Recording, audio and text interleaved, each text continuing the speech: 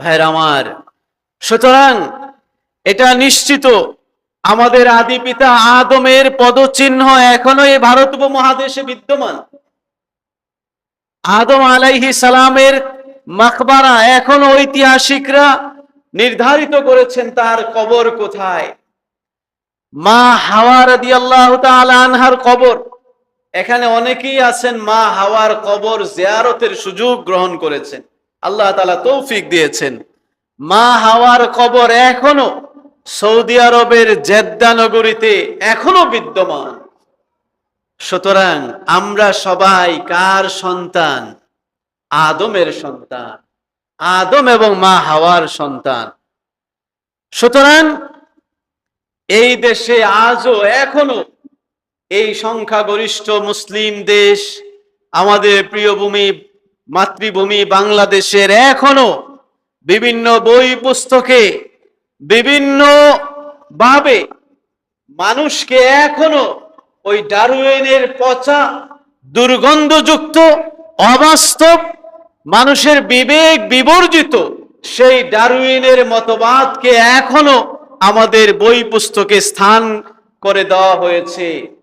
এই ডারউইনের মতবাদকে রাষ্ট্রীয়ভাবে পৃথিবীর প্রায় মোর দেন 35 কান্ট্রিতে, উন্নত প্রায় 35টি দেশেরও বেশি ডেভেলপ কান্ট্রিতে রাষ্ট্রীয়ভাবে ডারউইনের মতবাদকে অস্বীকার করা হয়েছে, প্রত্যাখ্যান করা হয়েছে। সুতরাং মানুষ কোনোদিন বানর অথবা বানর জাতীয় শিম্পাঞ্জি অথবা হনুমান টাইপের কোন প্রজন্ম থেকে আমাদের জন্ম হয় নাই। আমাদের প্রত্যেকের জন্ম আদি পিতা আদম থেকে, আদম এবং মা হাওয়া থেকে। ঠিক কিনা বলে? আল্লাহ রাব্বুল আলামিন আদমকে সৃষ্টি কিভাবে করেছেন, আদম সৃষ্টির প্ল্যানিং আল্লাহ তাআলা ফেরেশতাদের সামনে উপস্থাপন করেছেন। আল্লাহ রাব্বুল আলামিন কোরআনে আদম সৃষ্টির বিভিন্ন ধাপ উপধাপগুলো বর্ণনা করেছেন। সুতরাং আমরা মনে প্রাণে চাই এদেশের প্রতিটা মুসলমান যারা কোরআন প্রেমী, আল্লাহ এবং আল্লাহ রাসূলের আদর্শে আমরা যারা বিশ্বাসী, আমরাও চাই রাষ্ট্রীয়ভাবে এই দেশে যেন ডারউইনের এই বিবেক বিবর্জিত মতবাদকে যেন অস্বীকার যেন করা হয়, প্রত্যাখ্যান যেন করা হয়। ঠিক কিনা বলেন? যে কথা বলছিলাম, আদম আলাইহিস সালাম, যার মাধ্যমে আল্লাহ তাআলা মানব জাতির ইনঅগ্রেশন করেছিলেন, আদম এবং হাওয়া তাদের প্রথমত আদম এবং হাওয়া, হাওয়ার গর্ভে, মা হাওয়ার গর্ভে আল্লাহ তাআলা টুইন বেবি জন্ম দিতেন। টুইন বেবি হতো, একটা ছেলে একটা মেয়ে।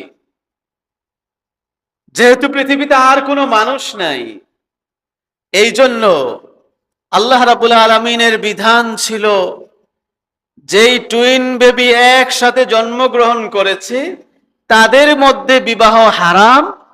কিন্তু এই টুইন বেবির আগে যারা জন্মগ্রহণ করেছে তাদের ওই প্রথম পর্বের ছেলে দ্বিতীয় পর্বের মেয়েকে বিবাহ করতে পারত, আর দ্বিতীয় পর্বের ছেলে তার আগে যে জন্মগ্রহণ করেছে সেই তার বোনটাকে বিবাহ করতে পারত।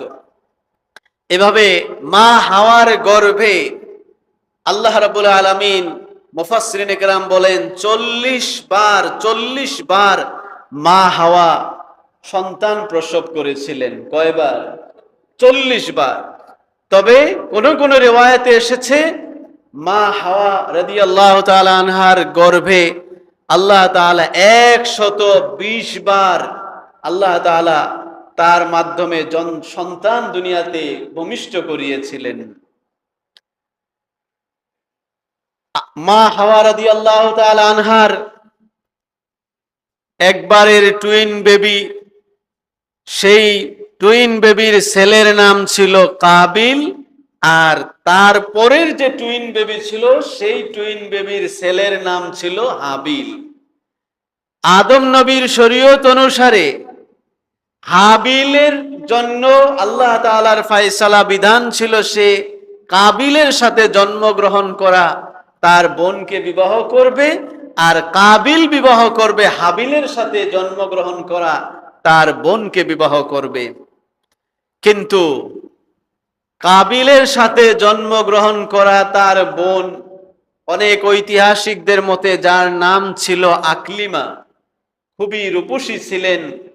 ফলে কাবিল এই বিধান মানতে অস্বীকৃতি জানায়। সে বলে, আমি আমার সাথে জন্মগ্রহণ করা আমার রূপসী বোন আকলিমাকে আমি বিবাহ করব।